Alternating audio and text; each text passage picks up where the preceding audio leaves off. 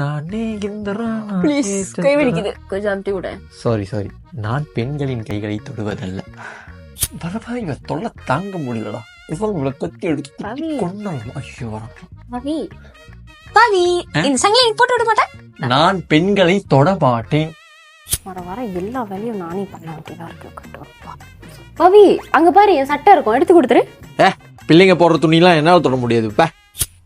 ஏய் மங்கங்க வை, மங்கங்க வை. பொம்பளால் கையில இருந்து நான் ஒரு பொருளை கூட வாங்க மாட்டேன்.